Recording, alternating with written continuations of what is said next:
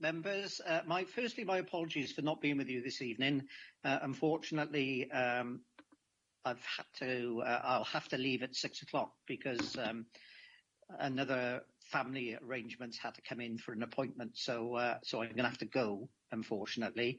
But I will be with you till 6 o'clock. I don't know whether we'll complete the agenda by then. If we can, that would be great.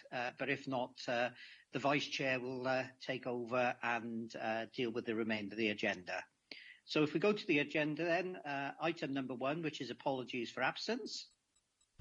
Councillor Harris, Chair. Thank you. I assume there's no others. Item 2 then, declarations of interest.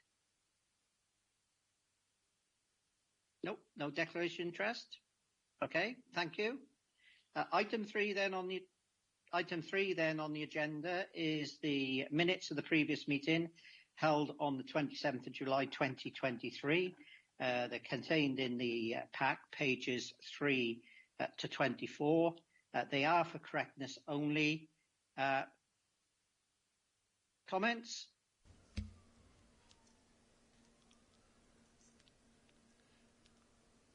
I don't know if you can see me, but I've got my hand up, Gareth.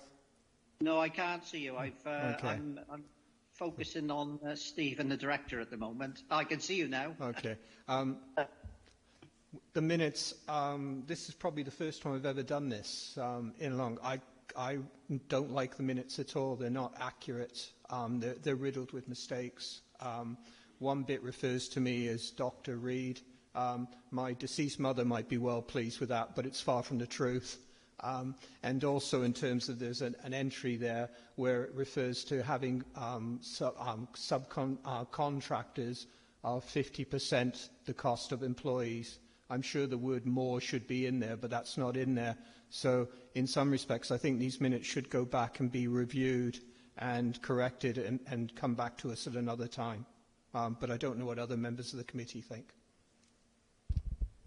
Norma, I can see your hand. Yes, Chair.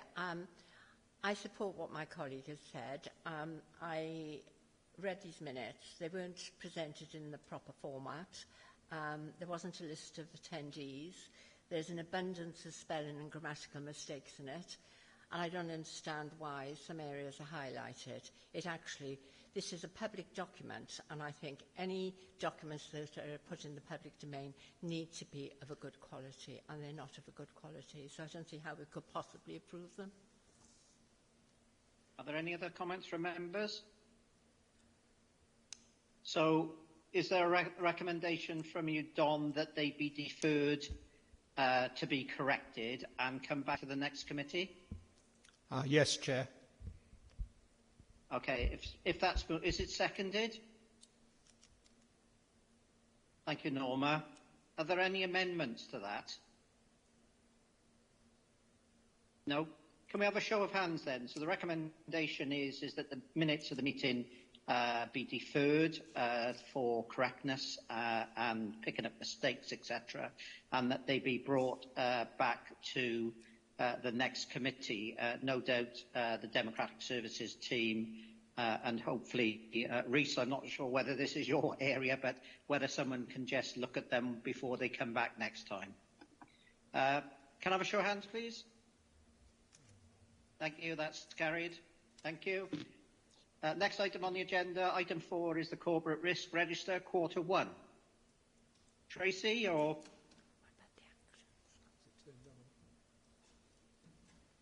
Oh, sorry, Tracy. Can I just say before you... Sorry, Paul. May I sort of interject? My apologies. Unfortunately, it's been not missed off the agenda at this moment, and the previous report contained the action plan. Stephen's come along with the director in regards to the update of the PTU. It's not on the agenda at the moment, but I did agree with Leanne that it was picked up at the briefing meeting, is that rather than Stephen and the director waste their time in coming along, would you mind if they just updated us in regards to the PTU? Because I think this is the final appearance, which is really good. They've been making excellent progress in regards to this matter. And, you know, can I just... I know it's a matter for me, but can I just crave your indulgence so Steve and that update us in regards to the PTU? Thank you. Thank you, Chair. I'll mainly hand over to Stephen now, but just to say, obviously we came in January as a result of the second unsatisfactory audit in this area, and we discussed the action plan for that then, and we've had now the final audit, and Stephen will update you on that. Thank you very much. Yeah, thank you, Chair. Thank you, Committee. Yeah, so just to pick up on Paul's points there, in terms of background, following 2 unsatisfactory audits, the item was brought before the committee in January of this year. At that time, we presented an action plan to the committee detailing the original weaknesses status, further management actions needed with owners and timescales, and that action plan had been agreed with the input of the audit team. It was agreed at that time that the committee were happy with the assurances given, which would be followed up by a further audit.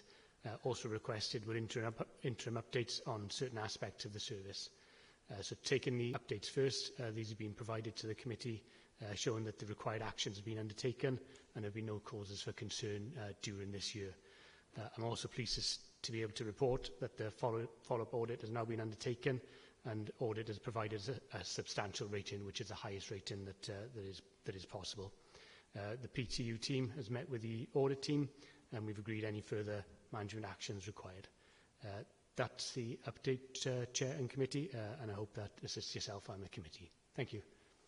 Thank you both for that. Are there any questions from members?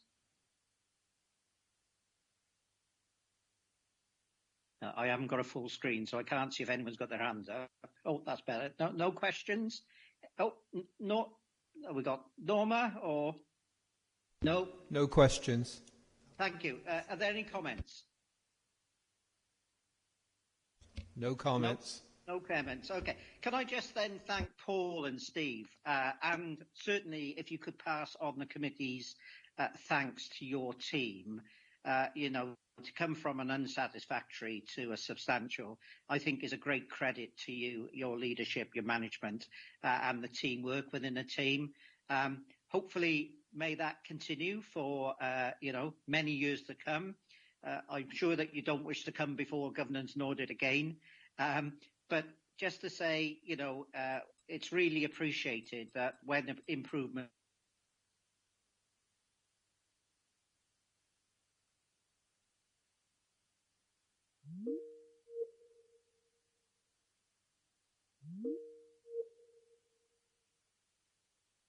and so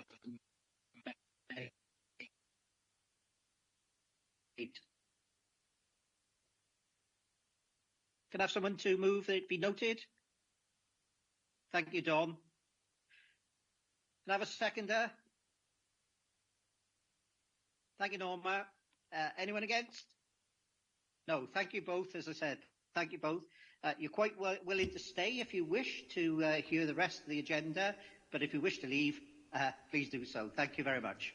Thank you, Chair. Thanks. Thank you, Chair. And we'll certainly pass on the thanks to the team as well. Thank you. Yeah, thank you very much. No, my apologies. Can we go to item 4 then, which is the Corporate Risk Register, Q1. And my apologies to Tracy and Paul. You were there like coiled springs, I see. So over to you.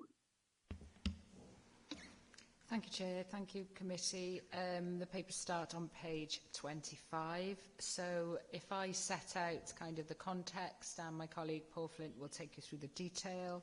So as the committee know, the Council's Corporate Risk Register looks at those risks that might prevent the Council from achieving its objectives, and the role of the Audit Committee, in line with our policies, is to be assured that procedures are in place to effectively manage and monitor those arrangements. At the end of Q1, there were 15 risks recorded in the risk register, and of those, 9 were severe. And the full risk register is attached to the report. Paul, do you want to take us through any of those details? Thank you. So in the body of the report, you will note that there was one risk escalated in Q1, which is the internal audit plan risk. Members would like to note that this is not just following on from the last audit committee discussion, This risk was evaluated through the head of service, and further detail will be provided in terms of the ongoing work with the internal audit team and the actions being undertaken since the last audit committee. That was the main change in terms of the risk updates for Q1, and we're happy to take any questions from the committee. Thank you, Paul. Thank you, Tracy. Don, maybe you can assist me in the chamber. Are there any questions? Jason? Thanks, Chair. Excuse me. I noticed on page 53 of the audit plan, it shows the 16 4x4 of the graph on it. But on page, it says on page 50, it goes up to the 20 instead of 16. Sorry, what page? Page 53. It says fail to achieve the completion of the annual audit plan. You want the inherent and risk scores at 20, but on the underneath it, it's got 16. So is it a 16 or is it a 20? Is it estimated to a 20? Yeah, so just to explain to the committee in terms of what each score means. So there is an inherent risk score. So that basically means what the inherent risk is to the authority if we didn't take any action or if we let the risk proceed as what it is. Then you have what we call a kind of residual or current risk score, which is basically the assessment based upon the progress against the mitigating actions and the controls to manage that risk in place. So there will always be kind of like two different risk scores in relation to the reports, if that's what you're referring to there, Councillor. Yeah. If you need any further information or detail afterwards, we can more than happy to assist you and provide that further explanation if required. Yeah. Thank you, Paul. Yeah, also, Chair, sorry. I noticed as well on the with the adult services as well. The adult services have gone down for the last 2 quarters. What's the improvement there then for the risk for that one? And now come the children's services have still stayed the same?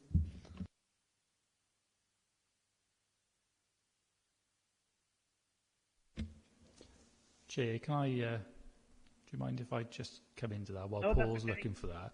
I'm sure Paul will be happy to mention it, but just to remind you, the Governance Audit Committee's role is around the risk processes that we've got in place rather than the individual risks. They get picked up within the scrutiny committees when they go through that, Councillor. But I'm sure Paul can find some words around it. Yeah. Thank you, Director. Yeah, so in relation to the adult services risks, the commentary in terms of the direction of risk score, so this would have been reported in the last quarter update with the risk score going down, and that's because of the adult services work in terms of the provision of residential care and the additionality of new staff in the service area, which was reported in the last update back in July. So that is the reason why that risk score has come down. Unfortunately, the risks around children's services remain stagnant due to the ongoing pressures which are in that service. Thank you, Paul. Thank you for that interjection, Rhys. I think that was very useful, but clearly if the member just wishes to have that additional reassurance in regards to, I think a reasonable question why the risk has gone down. He's not looking at, in depth, but it gives him that assurance that, and an explanation why it has. So I think that was very relevant. Are there any other questions? Councillor Cox?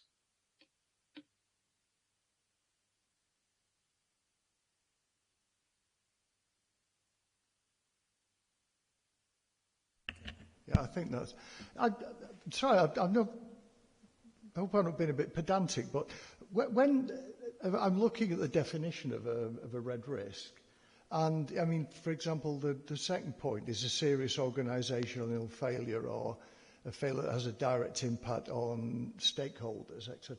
So, are we saying when there's a red, there's a danger of that happening, or it's actually happening?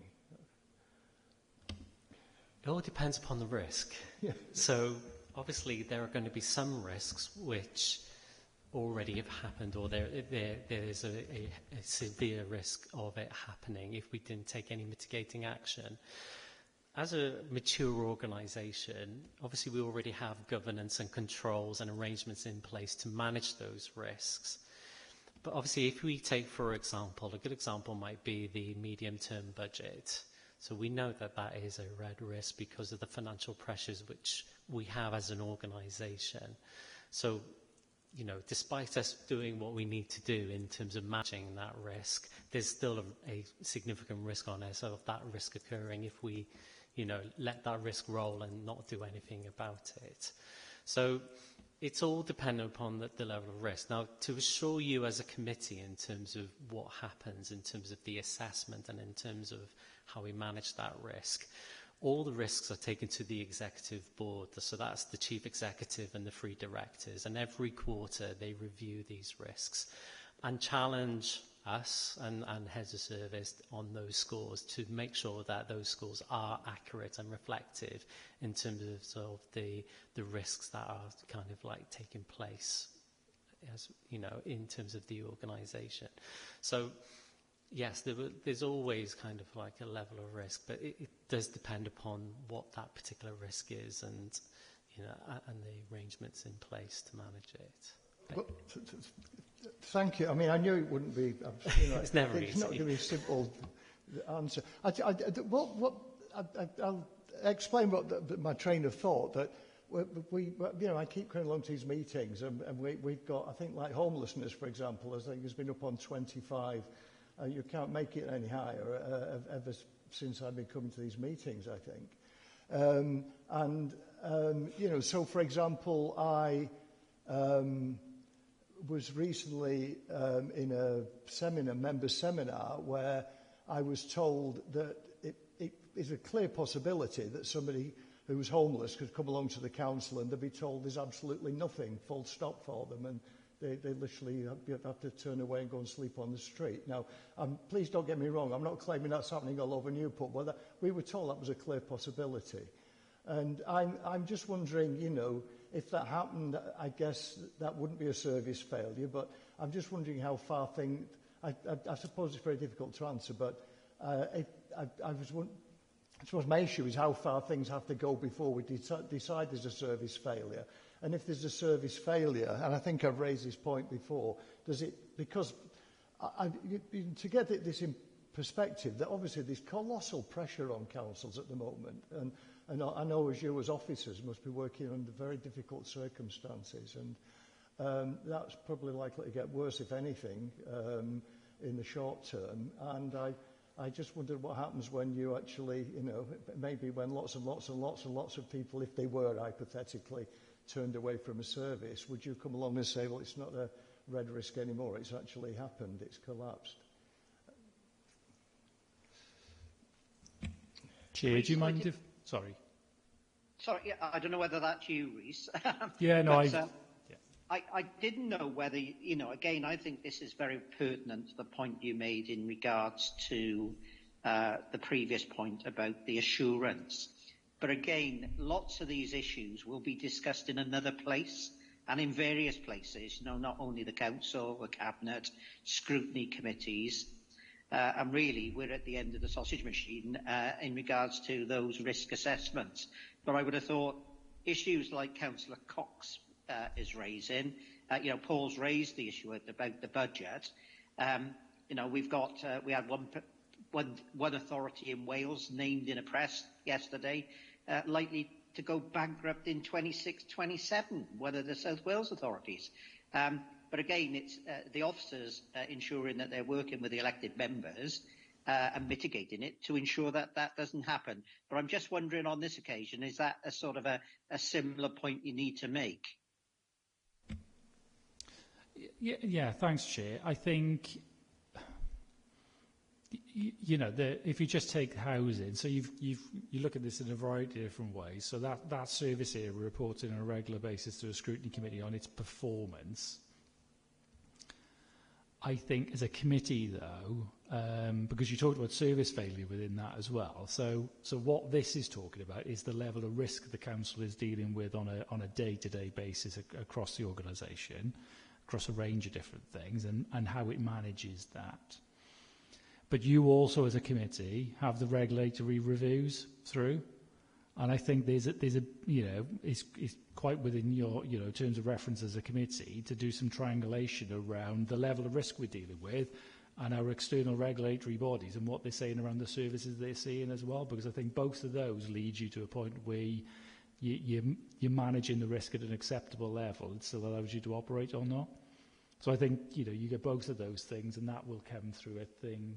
When's the next update on that? Tracy?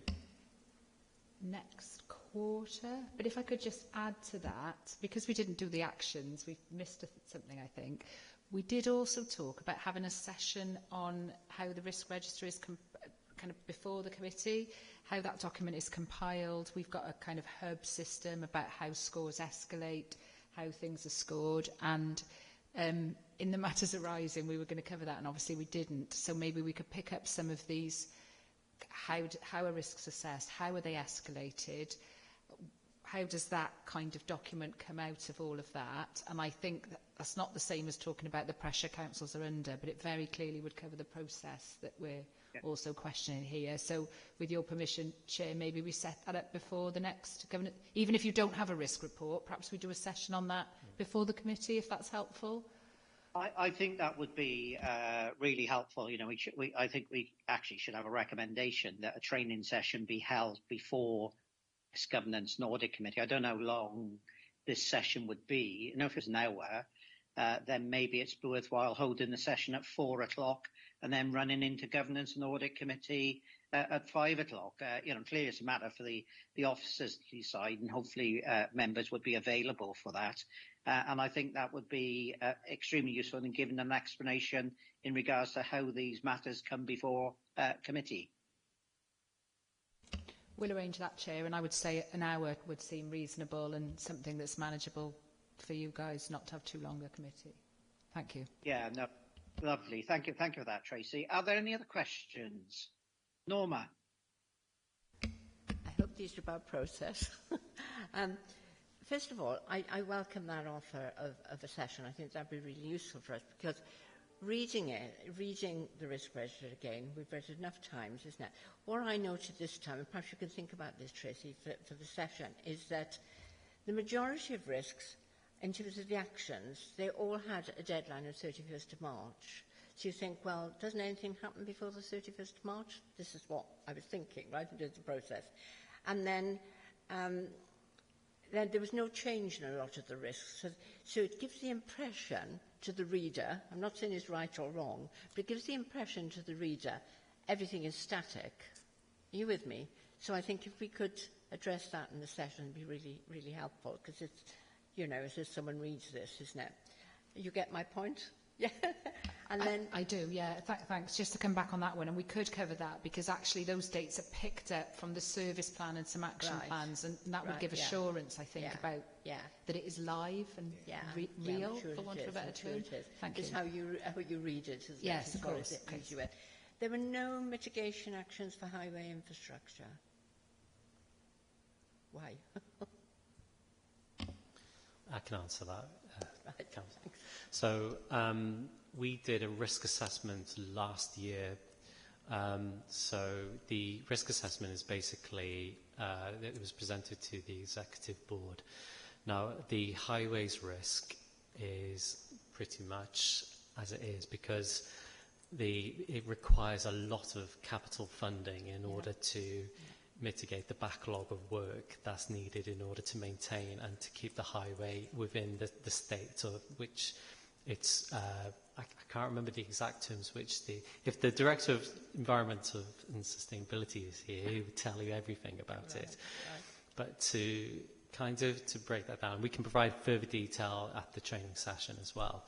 But a lot of the management of that risk is already managed within our own controls and within the role of the infrastructure team.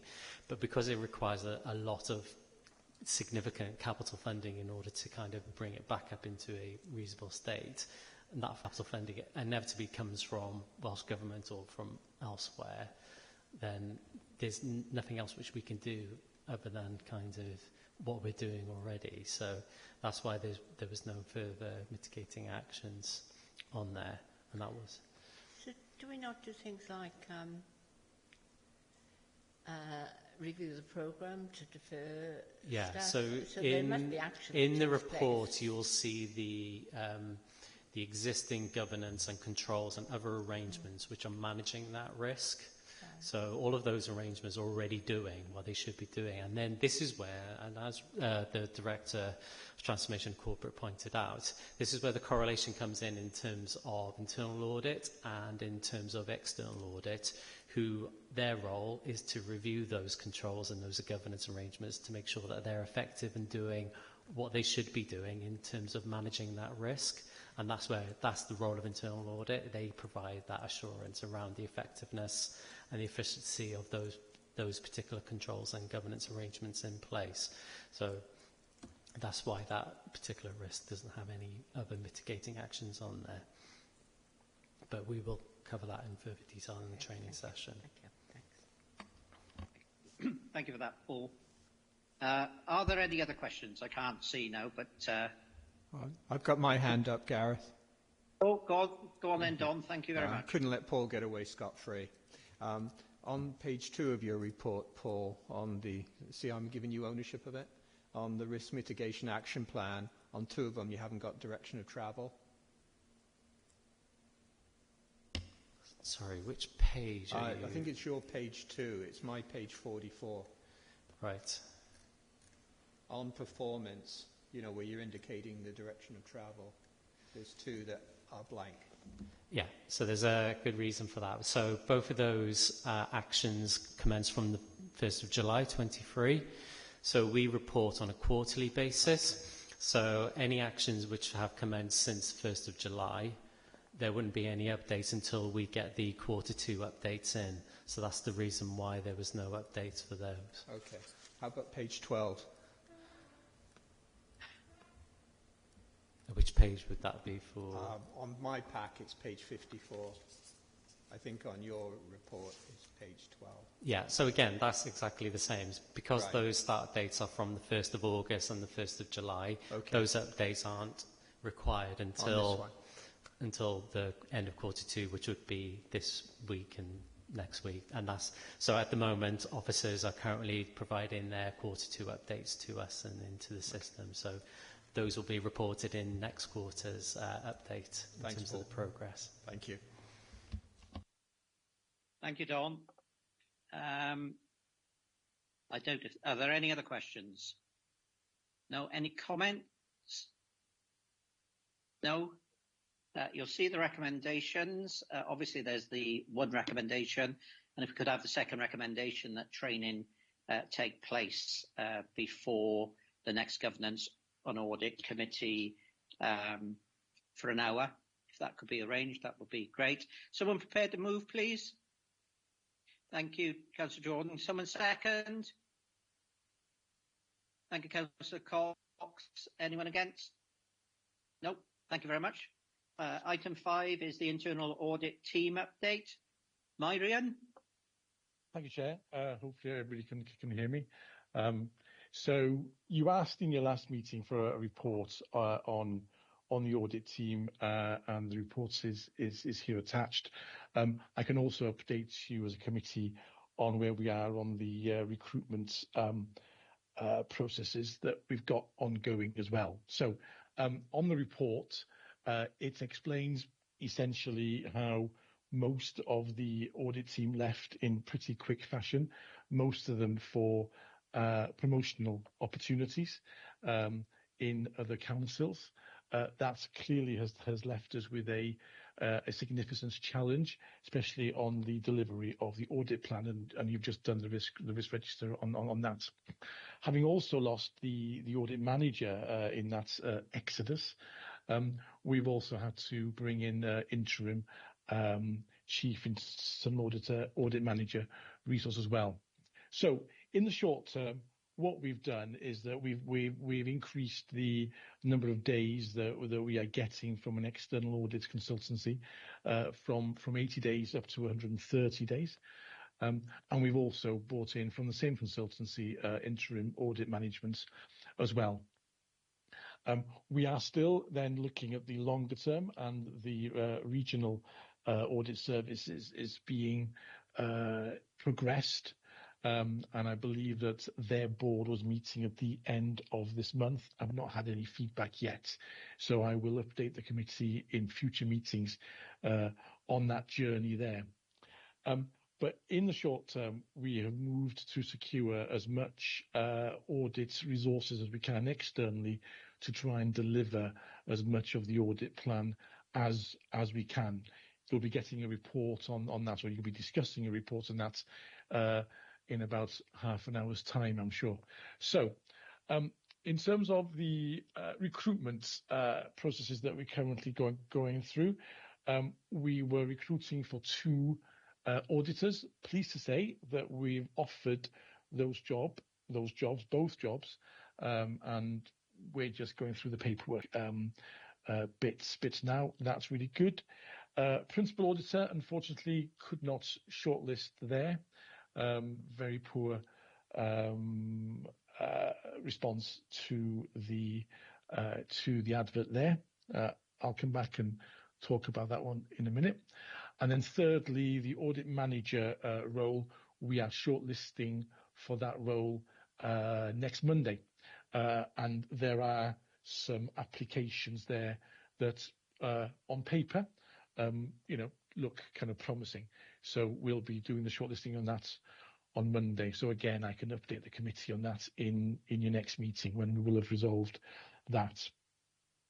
On the principal auditor role, clearly when we reduced the audit manager's roles from 2 to 1 as part of this year's budget, that was clearly going to put more emphasis on the single manager that was left, but also potentially on the principal auditors. We've also lost our auditors because there was no career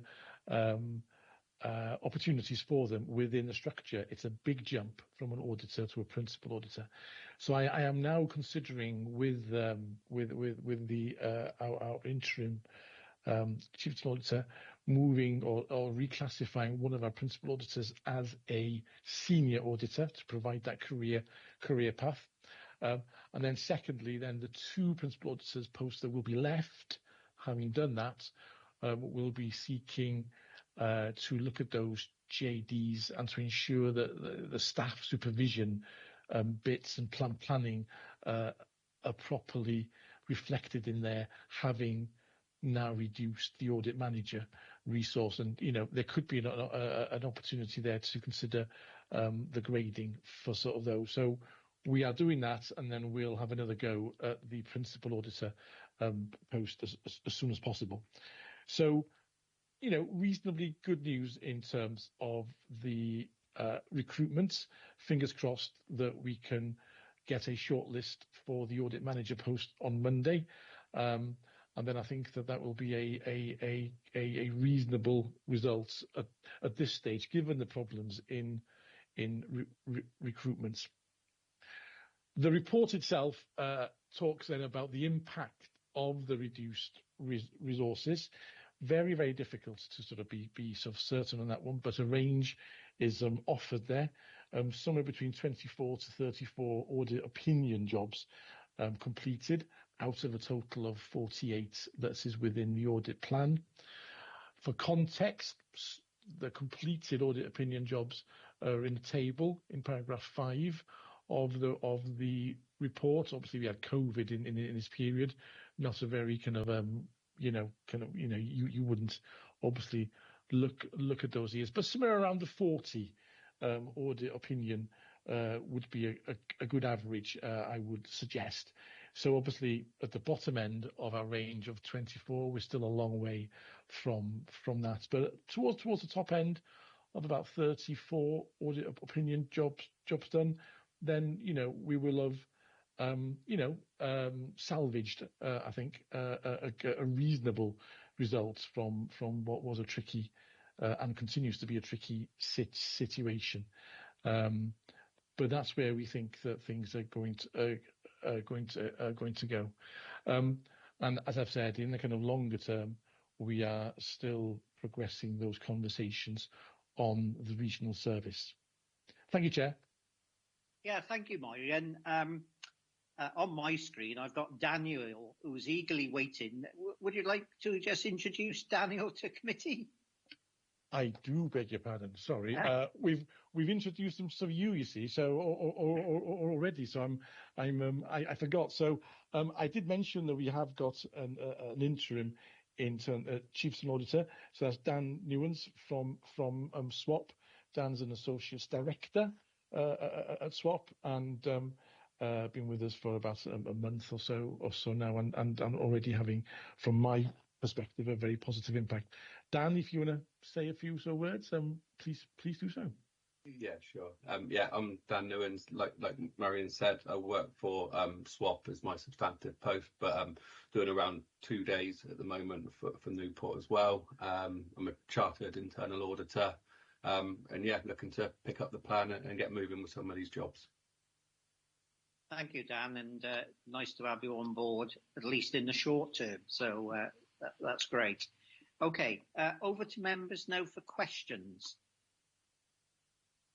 Councillor Jordan? Yeah, thanks, Chair. It was just a question. What's not attracting for the principal auditor? What's not given this the red light and say, come and join us then? I think that there's probably a number of issues. One is there is a difficult market for auditors at the moment.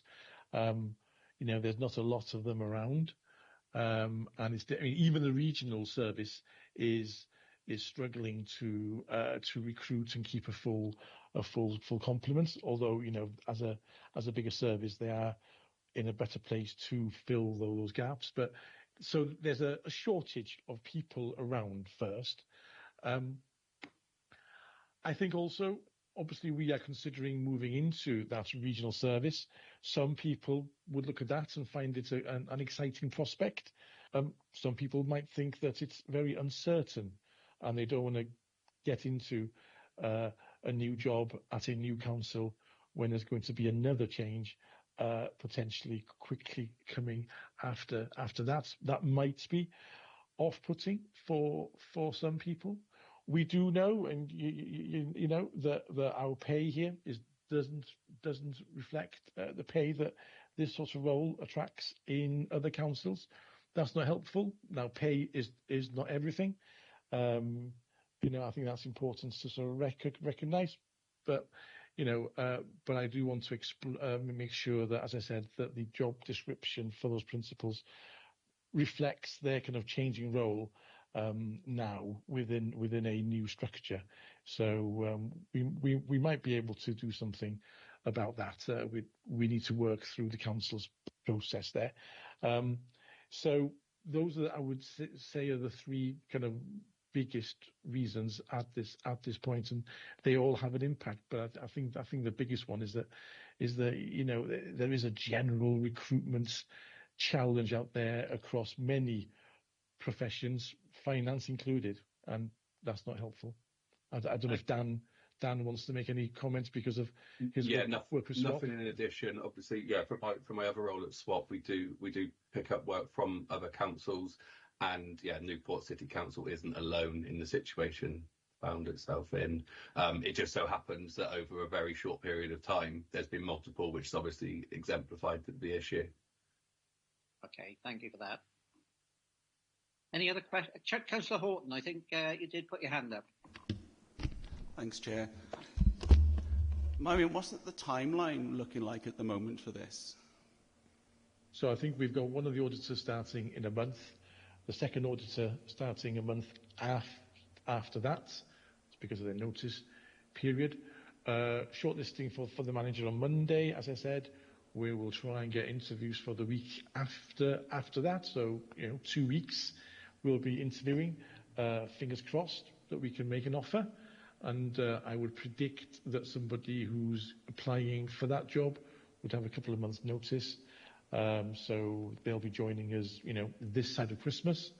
And then the senior auditor role that we are considering We've already done the job description for it. I believe it's gone for sort of grading. I haven't had the results of that yet, but we'll get that. We'll get the recruitment process adverts going for that one. You know, as soon as we get the grade, and then we'll also go out again for the principal auditor. My guesstimate on, say, those roles would be just on the other side of Christmas by the time we get the adverts done, assuming that people applying for those have got a couple of months' notice. So, you know, hopefully we'll have a fair few roles, you know, kind of here with us this side of Christmas, and we'll have another couple of roles with us, you know, just beyond Christmas. Okay, would be my okay, two more questions then. One for you, Daniel. As you're in the game, what would you say is the timeline for an exit strategy for somebody to move out of their current role? As they hand in the so they resign. What would you say the industry standard length of time is for somebody at this level? Either 2 or 3 months. 2 or 3 months. Okay. Yeah. Okay. So my second question then is, what are we doing to prevent us from being in this position again in the near future? Because obviously, as you said, we can't offer the salary packages that outside organisations can, and as you said, some other councils can. So what are we doing that is different, that is outside, that is out of the box, to prevent this? One, to attract the people, because obviously it's great that people have applied, it's great that people are being interviewed. Is when you put that letter in front of them, that offer letter in front of them, and they say, actually, I think you're missing some numbers off there, a few, 4, 5, 10, 15 grand. I don't know what they'd be looking for. How do you, once we'll take it that we attract the talent, we get the talent, and they then decide, okay, I want the job, I'm gonna come to you. How do we then keep that talent? Because as you said, there's lots of external pulls for better positions, better opportunities, and as you said, there's a career progression issue. How do we prevent us from being in this position, if not in the next 6 months, within the next 5 years?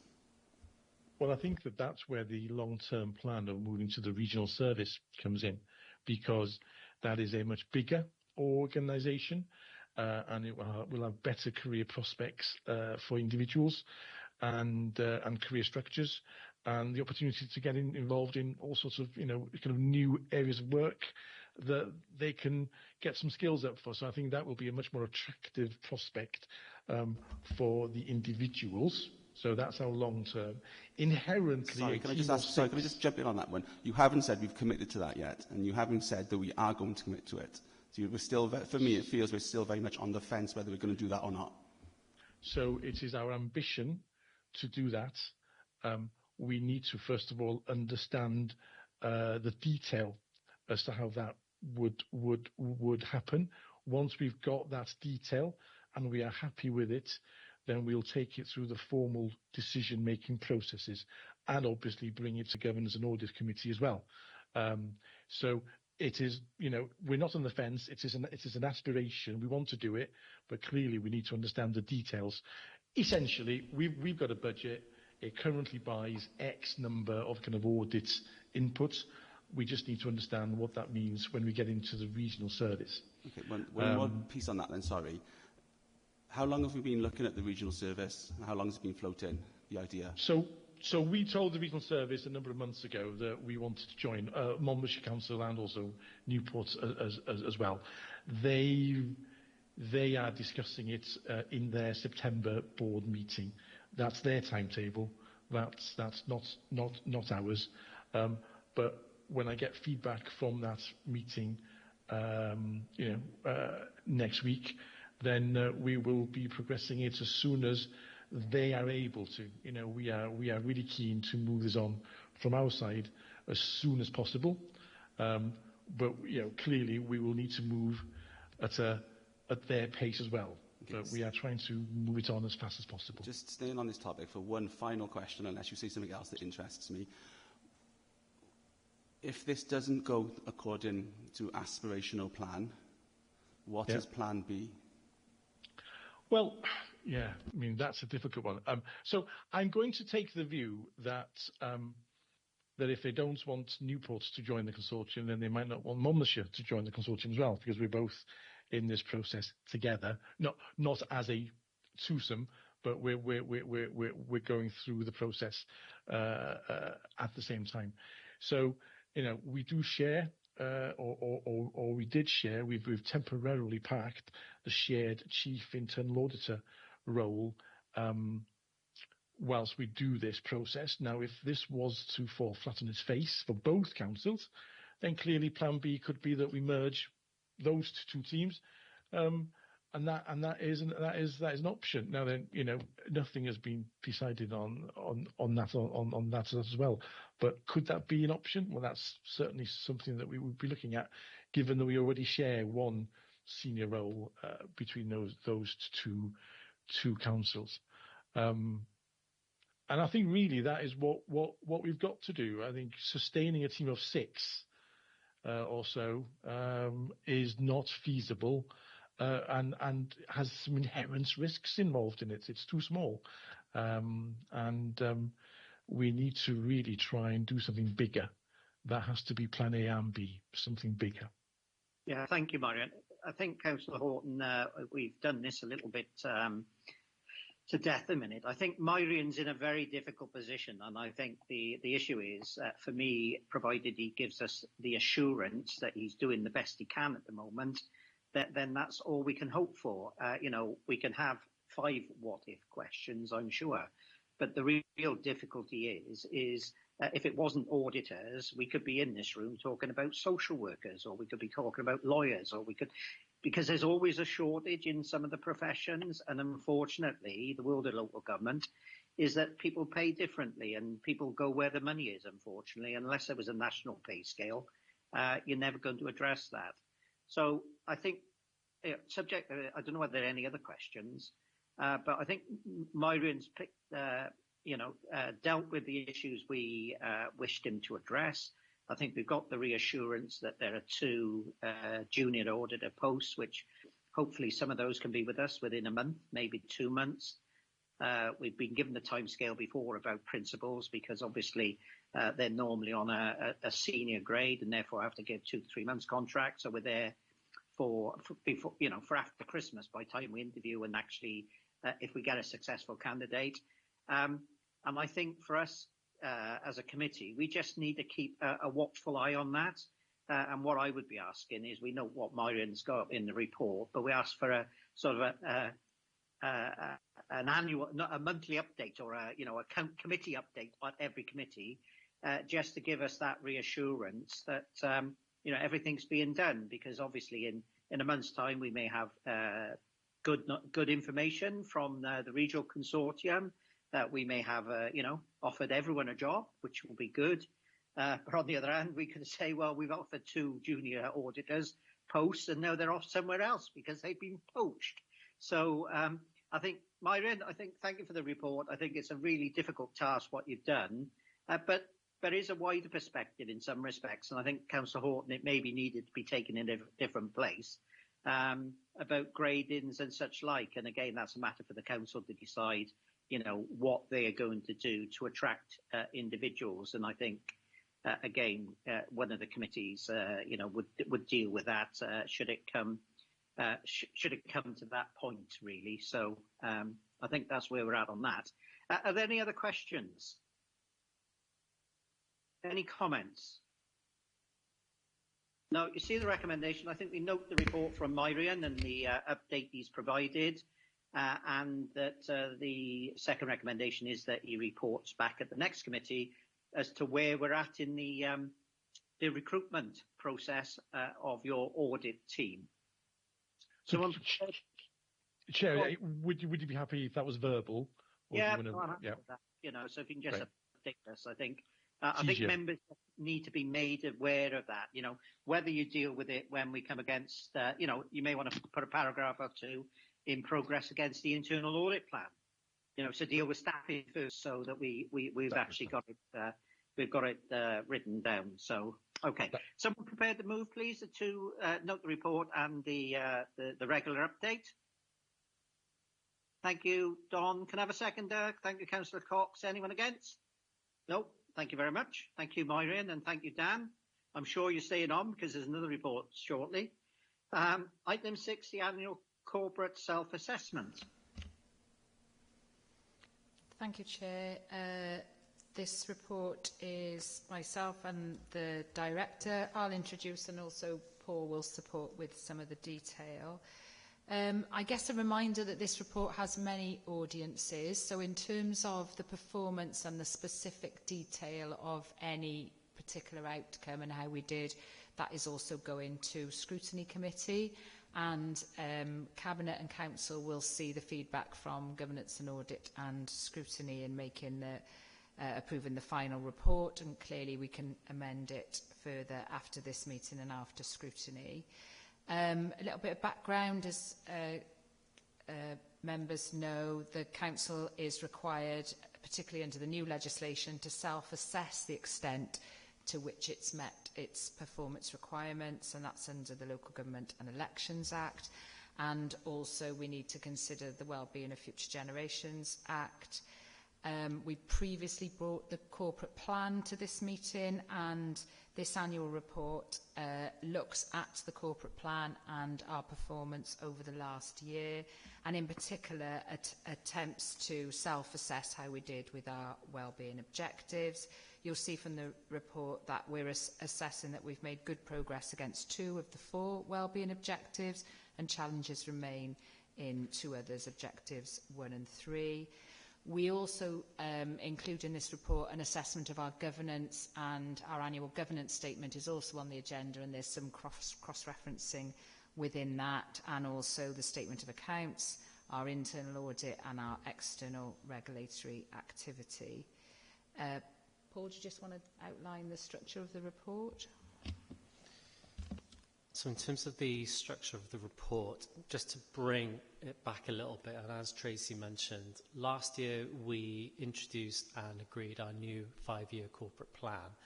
That sets out our wellbeing objectives and our strategic priorities over the next 5 years in terms of what we're going to be delivering and how we're going to be delivering against each of those objectives. To support the delivery of the corporate plan, the 11 service areas have their own service plans in which they are aligned to the new corporate plan, and they support the delivery of the corporate plan and its objectives. Each of those assessments were reported to the Scrutiny Committee in July in terms of their end-of-year performance, and that has fed into this report as well.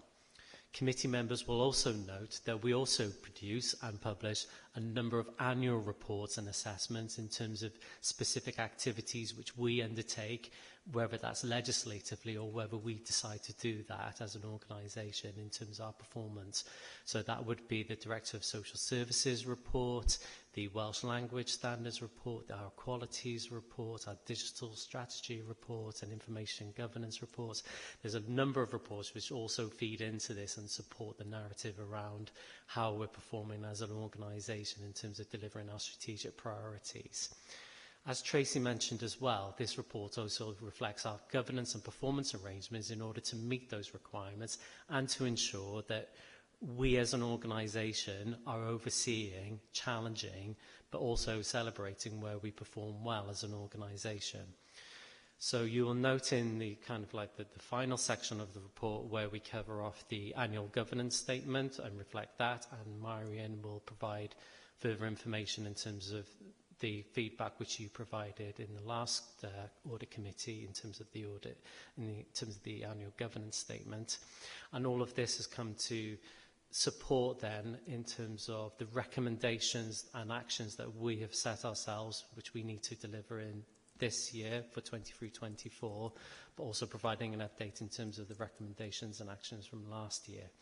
I think one of the key things for us is that based upon this committee's feedback last year and also the Scrutiny Committee's feedback last year, we have tried to tighten this report and make sure that it meets those requirements of the legislation. So we're happy to take any questions and any comments from the committee.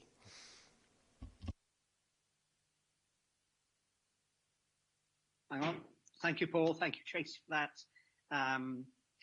Clearly, now over to Members, questions? Norma? Thank you, Chair. I recognise that this year's report is an improvement on last year's report, and I'm grateful for that. When I was looking at this, I struggled a bit in terms of correlation. I referred back to the Welsh Government's original guidance on it, just to refresh my memory on what we were expected to do. And for me, the focus should be on how well are we doing, how do we know, and what and how can we do better. That's very key in the guidance in terms of this is what authorities need to be looking at. So if I go through the report, we've got the Wellbeing Objective 1, for example, and the overall, and then you've got summary of achievements and challenges. But I can't see how these achievements relate to the wellbeing objectives very easily. And then I look at key challenges, and I thought, are these challenges really? You know, in some instances, they're actions or aspirations or objectives. So it leaves me a bit. It's just a bit disjointed, and I think it could be presented a lot more simpler. It is better. I don't dispute it's better, but I still think there's a lot more. You know, I've written lots of comments here. I don't want to bore you with. You know, if I look at the performance measure for each strategic objective, these are all quantitative. Now, I think I raised this last year. Wasn't the answer was that this was common throughout Wales? Is that right? Because I was looking for the qualitative data, and there wasn't a lot of qualitative data in here. You know, if we take the one issue that I picked up, you know, your sickness rates, you know, when you looked at them, they were all quantitative, and I was looking for the qualitative, the outputs, you know, the impacts, really. Tracy, you're all looking a bit confused. Sorry. I was just thinking how to answer. I think noted on the point about challenges, we did wonder if challenges was the right term actually, so noted on that, and we can look at that. We did talk about this last year, that we've tried to select. It's difficult because the public accountability measures are no more, but we've tried to take what we know to be common measures or what is already reported to Wales Government to not have duplication. And I guess the rest of the report attempts to do the qualitative. Yeah, I mean, I wrote notice that, as you know, this is how I saw it, right? I didn't pick up any meaningful performance measures in the document other than quantitative stuff, right? This is meant to be a learning document. There's nothing comes out to me that actually we could do this better. You know, what are we learning? What are we taking forward? And again, the correlation between the wellbeing objectives and the summary of achievements and challenges wasn't there for me. You know, I was trying to match it all. And I commented earlier about the challenges. And the summary of progress against strategic priorities duplicates the summary of achievements and challenges to some extent, not in total. And these, I think, should be aligned to the strategic priorities. And there's a combination of plaudits in it and excuses. You know, and I go back to the key thing we need to be answering is how well are we doing? How do we know? And how can we do better? That's what self-assessment is about. And it doesn't come across to me strong enough from the report. And I know it's improved, and I know you put a lot of work in this, and this is probably a bit demoralising for you, but it's said with good intentions.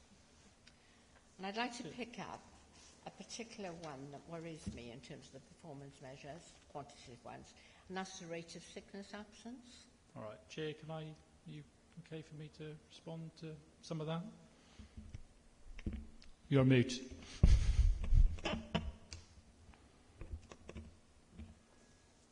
Sorry, Rhys, yes.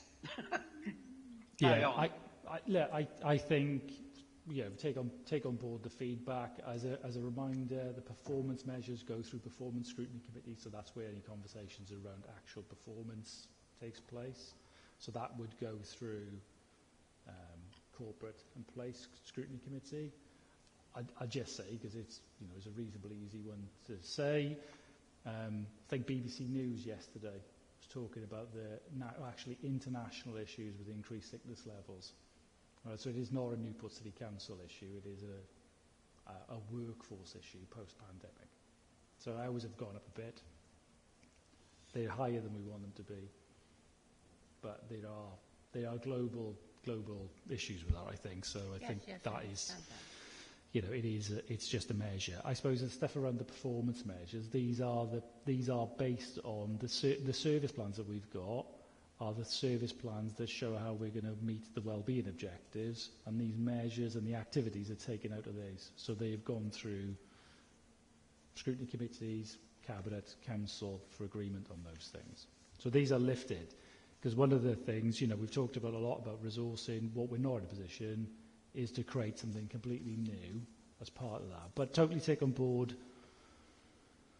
You are right, this should be a self-evaluative document, and we need, it should be a learning experience, and it should be, we should be able to say, what are we going to be able to do differently as a result of what we've looked at over the last year. So I think we can have a look at that, because in some places that probably doesn't come out through strongly enough or clearly enough. Questions are fundamental in my view. Oh yeah, that's the reason for that. Have you looked at other authorities, and have you, because the WLGA are giving guidance, and, I've seen other authorities where, I get it. It's very clear to me. We looked at lots, and some they've got strengths and weaknesses. I don't think ours is. Right. It's better in some ways. It's probably not as good in other ways. Okay, well. Okay, but we have just to reassure the committee. I see it really, and I don't like giving negative feedback. But I think and sorry, the bit I was going to come into. None of us are demoralised or disappointed or deflated by it. The reason for bringing this here is to get your comments. Yeah. Okay, so that's fine, and some of those comments we can take on board, and some of them we can't because of other constraints. So I think that's the point. But it's to get your feedback on it. I think, and it's also really important. Paul particularly and the team are embedded in this for weeks and weeks and weeks on end, and often can't see the wood for the trees. And it's really useful to get somebody who hasn't been doing that to look at it and say, has that achieved the thing you were trying to achieve? Yeah. And I think what you say it is, you missed it a bit. Yeah. Yeah. And so we can look at that. And I'm quite happy to give them my time if someone wants to, sound me out on things. I'm quite happy to give my time to support you in it. Right. Okay. Can I sort of, Norma? I was just going to pick up that point, and certainly the one that Rhys made. Clearly, this has gone through the relevant scrutiny committees, but I think it's, as Tracy said, they've taken on board our comments last year and the scrutiny committees as well last year. I think, is it worthwhile this year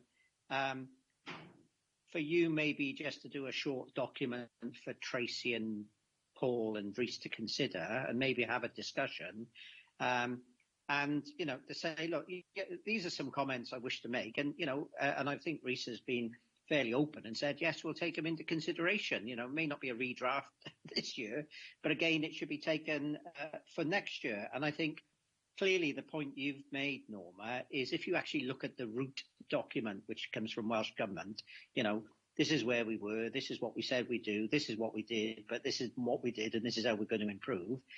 Maybe a way, as Rhys said, when you're in amongst it, you read what you wanted to read in some respects. That's why you need that challenge from outside. So if you were prepared to do that, Norma, and if the officers were prepared to accept it, I think, it's only down to improvement, really. And hopefully, I don't know whether Tracy or Rhys would be happy for sort of Norma just to do a written piece for you. Yeah, but more than happy with that, Chair. Is that okay, Norma? Yep. Any other questions, anyone? Don? Don, before you come in, can I just give my apologies? I'm going to have to go now. And I apologise for that halfway through a report. But I'm sure you can make comments now and then. If you could take over chairing, I would be extremely grateful. And can I just say thank the officers for their input up to date, and I'm sure there's more to come.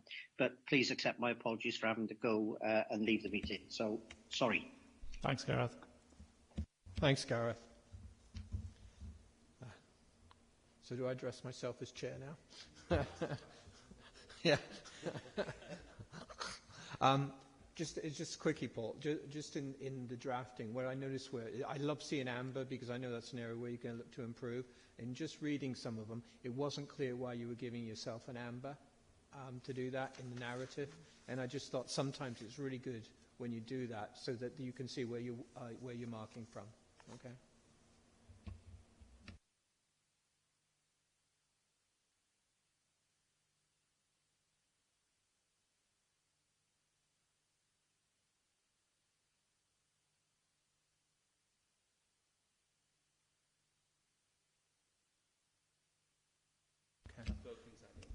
Right. Is there any other questions? Any other comments? Steve? Or do you want me to call you Councillor Cox? Yeah, there were two issues I just wanted to raise, please.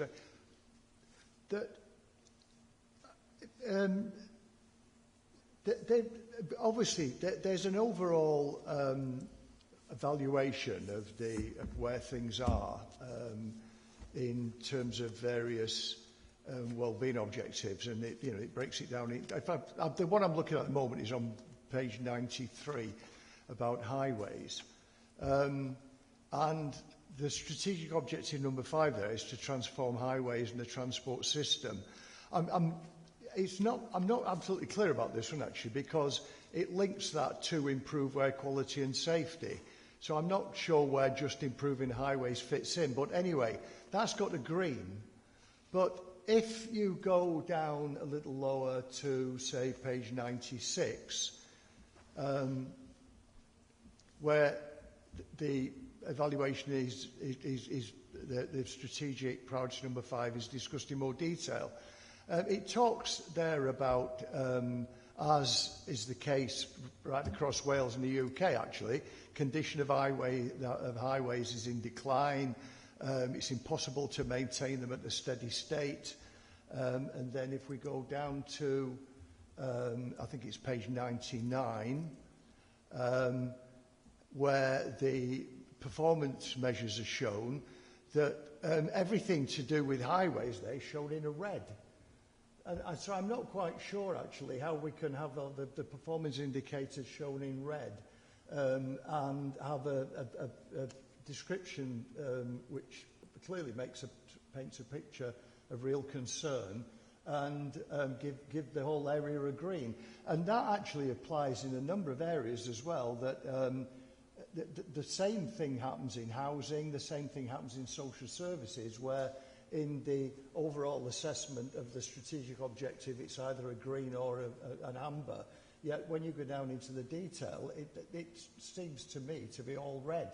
And actually, if we went further down the agenda and looked at the risk assessment, well, we've done already look at risk assessments, for things like social services, it's absolutely red. So I'm not quite sure it's getting a mixture of greens and ambers. Thanks for your point. That's a very well noted point, and we'll take that away and we'll speak to the relevant heads of service and service managers around those to make sure that are those assessments accurate and reflective in terms of the bigger picture. To provide a little bit of context in determining how they are RAG assessed. So it's taken into context in terms of the round. So there's it's a balance between kind of the positive work that's ongoing and in terms of delivery against key actions and against key objectives within the service plans, then versus the risks and the performance measures as well. I think it's a really good point, and we'll go away and we'll speak to those heads of service and service managers just to make sure and challenge ourselves to make sure that are they reflective and accurate in terms of their assessment at the end of the year. And just to kind of give assurance to the committee, you know, the report has gone through various kind of stages of scrutiny and officer review to make sure that it's as accurate as possible. Can I just point out as well, please? I'm not trying to be critical of the services. No. I'm not trying to, I'm not desperate to paint everything in poor terms. But, if we take social services, for example, the staff there, we know, were working under enormous difficulty in fulfilling their roles. And I think that needs, if we look here and see that social services is a mixture of ambers and greens, I don't think it maybe reflects that picture. Okay. Well, I apologise, did I interrupt somebody? I wasn't sure if someone else was going to speak. I just want to say on the point of the criticism as well, because I know a few people have said that. As a team, we always say the worst possible response is nothing whatsoever. We don't obviously put all of the work in and come along for no one to have read it and said anything. So we're really not afraid of criticism. It's an opportunity to improve. Thanks. You want to say something else? Another one, please. I apologise, but I think I've raised this on a number of occasions before. I think it's on it's page 117.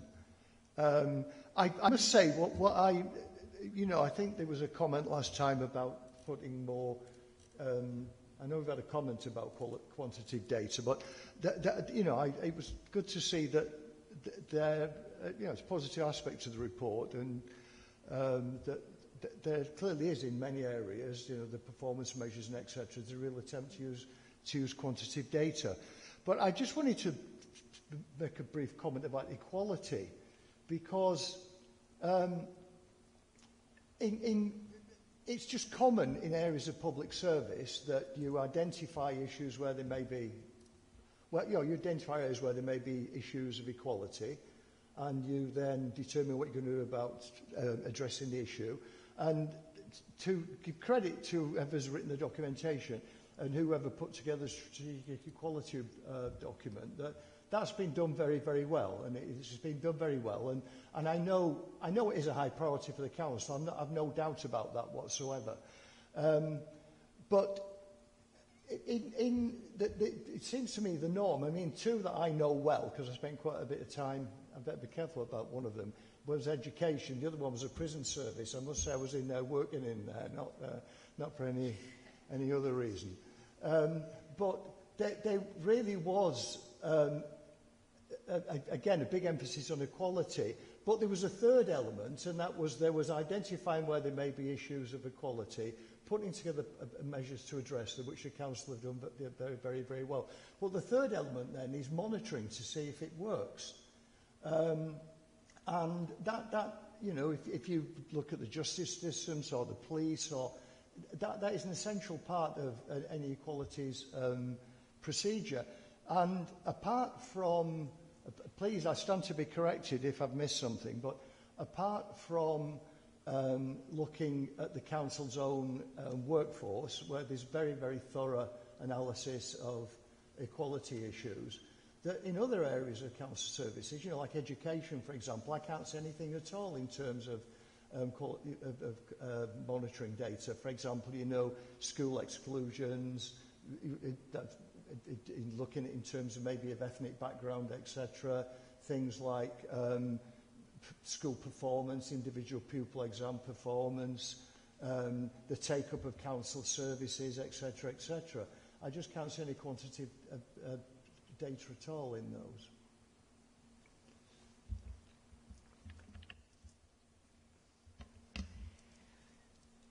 Thanks. All important.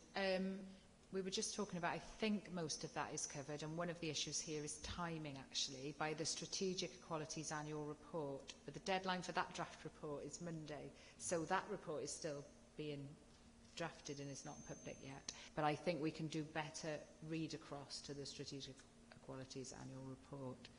And I've just had the draft of that today, because it's on just a slightly different timeline, so we're slightly out there. But by the time this reaches its final destination, I think we can dovetail that much better, yes. Thanks, Tracy. I think the proposal before us is that we note the report and I think we've made quite a few comments really to go back. I think I'd just like to probably, as Gareth's not here, is to say it is a real improvement on the report. And I know with these things, you just got to keep chipping away until you get something you're really happy with. And you know, it's amazing when you do something in year one, you're happy with it, and then you read the same thing in year 3, and you think, did I write that? So I think we will keep chipping away. Is any other comments or questions? No. Happy to accept and pass our comments. Any objections? No. Okay. We'll move on. Okay. We're now going on to the draft annual statement. AGS, Chair. Thank you, Marion. So, committee, you took this report back in your July meeting. In a similar vein, I suspect, to what you've just been talking about. So now you gave us some very helpful feedback, and essentially it kind of centred on that, the draft that you saw back then wasn't. It didn't seem like a very comprehensive self-reflection, and identification of improvements required in our kind of policies, procedures, processes, etc., all of which contribute to organisational governance. So we've taken that on board, and we've got in front of you today a comprehensively updated document, which I'm very grateful for Paul Flint again for his contribution in this process as well. So there's a new introduction to the report, which is much more focused. It also has a summary of how the council is organised, structured, and how decisions are made. I think that we had some feedback about other councils that were doing that. So we've included a section on that in summary form in that introduction as well. And then we've also explained how we've reviewed our governance arrangements. And essentially, it basically says that we take our actual governance statement and we assess if all the issues, processes, procedures, policies, etc., that are in there, have they been operating through the year. We also identify any new developments, any new initiatives that also contribute towards governance. So we've had a lot more feedback from the organisation. Clearly, we went back to the corporate management team and gave them the feedback. The AGS is a corporate document, just like the previous documents that you looked at is a corporate document as well. The first version in July was lacking a comprehensive set of feedback. This version isn't. We've had a very wide and really helpful amount of feedback from services saying what's happening in sort of their areas and also corporately around governance processes and procedures, and that really has been reflected now in a nearly doubling of our kind of recommendations and areas for improvement. So whilst nothing is perfect, I would like to think that this now reflects or improves and reflects some of the feedback that you gave us in July, in the sense of we've nearly doubled the areas that we think that we need to improve on, that will contribute to that better governance in going forward. So Chair, that's it from sort of me. Obviously, we're asking for the feedback from the committee again, and this document will then go to the Chief Executive and the leader of the council, who are required to sort of sign it, and the document does then find its way into the council's annual statements of accounts for 22-23, which we'll be finalising over the next 2 to 4 weeks. Thanks, Chair. Thank you very much, Marion. Members, any questions? Any comments? Can't let you go without mentioning something. Okay, on page 161 of my pack, you've got you talk about ward meetings, and this covers 22-23. And to the best of my recollection, the first ward meeting happened in September 23. So I think the wording there should be the reintroduction of ward meetings. Yep, point taken. Thank you for that. Okay, if nothing, the proposal before us is to review the updated and give any feedback. So everybody happy? Yeah? Thank you. Thanks very much, Marion. Thanks, Chair. Thanks, Committee. Okay, moving on. I think this is going to be you, isn't it, Mark? Oh, Bridie, sorry. Okay. Yeah, you carry on.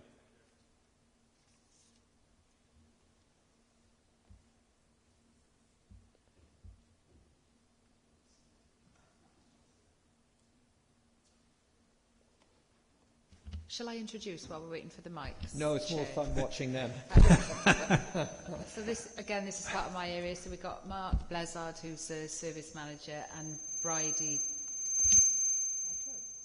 Edwards, who's quite recently taken over the service and is responsible for a lot of the changes. And in the report, I'm not sure if everyone's got the cover in the pack. I think the cover report is missing from some of the packs. I think it's on page 215. Yeah, so that's the wrong way round. So just bear that in mind when you're going through. I'll let my colleagues take you through. Thanks. Now is the point I tell you that I'm Digital Services Manager and I should be able to work this, so apologies. Bridie will essentially be going through the kind of annual report and kind of highlights the executive summary. We'll try and go through that fairly rapidly, but hopefully you'll get what you need, and obviously we'll answer questions afterwards. Thank you, Mark. So this is the third annual compliments, comments and complaints report, which obviously is going to provide you with statistics and insights into complaints handling arrangements for Newport Council. As a council, we value customer feedback and we use it as an opportunity to improve the services that we provide.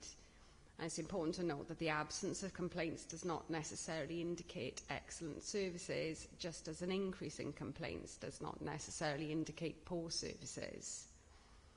And we recognise that accurate complaint reporting is essential, and since we've reviewed our processes, our figures for complaints have increased.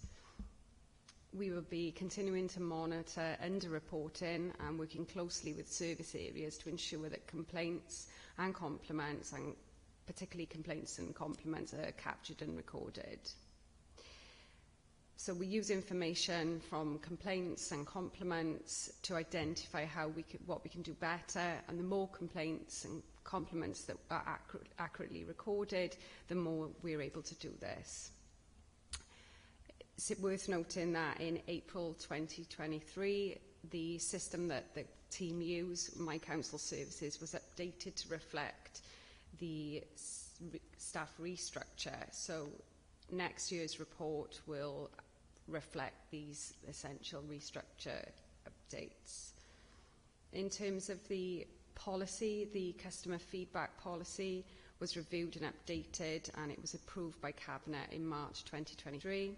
Changes to the policy included streamlining and condensing the policy, process being outlined specifically for corporate and social services complaints, and we've reduced our timescales for accepting corporate complaints. Mark and I attended in March of this year, and we gave an update, and we talked about the unacceptable actions policy and that needing a review. That review was commenced, and research has been undertaken with colleagues in other local authorities. As a department, I think wider consideration is required to ensure that restrictions placed upon individuals, is proportionate and is reviewed regularly, and that, staff are protected in line with HR policies and health and safety. So that review is going to be ongoing. We've developed some complaints handling training, and that's been delivered so far to 120 officers, and we've got a further 3 sessions scheduled for delivery in October of this year. And I'll just touch on some of the data for you now. So in terms of compliments for corporate, we've received 106, compared with 175 received last year.